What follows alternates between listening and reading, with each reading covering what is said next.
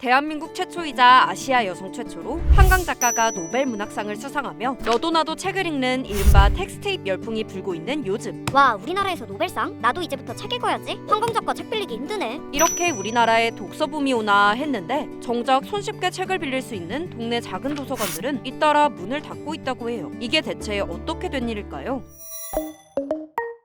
최근 문 닫는 도서관 문제로 갈등을 빚고 있는 도시 중 한 곳이 있습니다. 100여 개의 크고 작은 도서관이 동네마다 촘촘히 자리 잡고 있어 한때 체그 도시로 불렸던 고양시. 그러나 올해 고양시는 위탁 운영 기간이 종료된 4개의 작은 도서관 가운데 3곳의 운영은 아예 포기하기로 했고요. 고양과 삼성 작은 도서관은 매년 지급되던 보조금을 끊겠다고 밝혔습니다. 더 걱정스럽고 놀라운 사실은 바로 이 많고 많은 책을 모두 폐기한다는 것.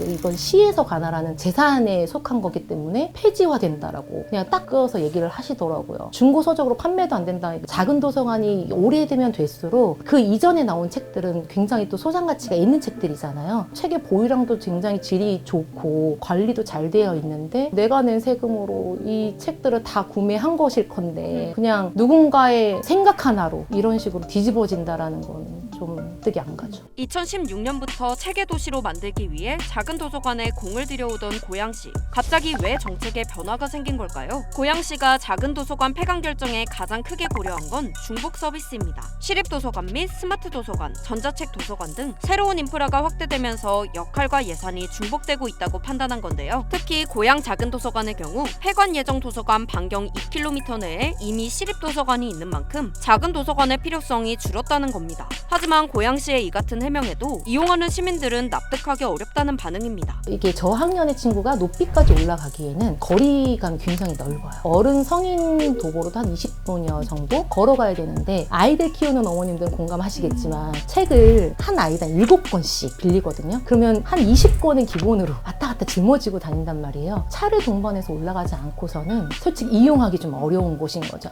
작은 도서관을 놀이터 마냥 편하게 드나들었던 초등학생 아이들은 작은 도서관 폐관 소식에 아쉬움이 더 클 수밖에 없는데요. 제가 여기 유치원 때부터 다녔거든요. 영어도 배우고 논술도 배우고 역사도 배우고 과학도 배웠는데 저희 동네는 솔직히 저희 같은 학생들이 갈 데가 많이 없어요. 그나마 있는 데가 여기 작은 도서관인데 그래서 되게 속상하고 없애지 않았으면 좋겠다라는 생각이 들었어요. 너무 슬플 것 같아요.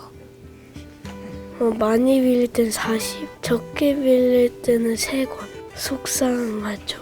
90년대엔 지자체마다 작은 도서관 갖기 운동까지 벌였을 정도로 붐이 일기도 했었죠. 오늘 전국대회를 갖고 앞으로 작은 도서관을 활성화시킬 것을 결의했습니다. 이제는 안정적인 지역사회의 소통과 교육 공간으로 자리 잡나 싶었는데 다시 위태로워진 상황입니다.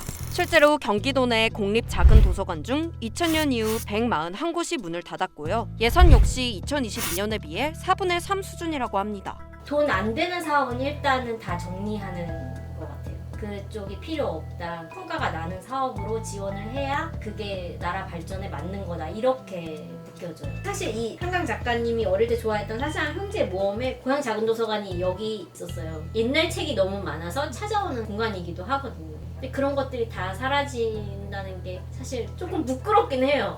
그런데 바로 옆 동네인 파주시만 해도 사정은 다르다고 해요. 파주시는 내년 완공을 목표로 문산읍에 거점 도서관을 설립하는 등 오히려 작은 도서관 문을 더 늘리는 추세입니다. 작은 도서관 운영이 자치단체마다 격차를 보이고 있는 모습에 씁쓸해지기도 합니다. 흔히 도서관은 미래에 대한 투자다라고 말을 하는데요. 책과 함께 성장하며 꿈을 키울 수 있는 공립 작은 도서관이 점차 사라진다면 제2의 한강 작가를 만날 기회도 함께 사라져버리는 건 아닐까요? 여러분의 생각을 댓글로 남겨주세요.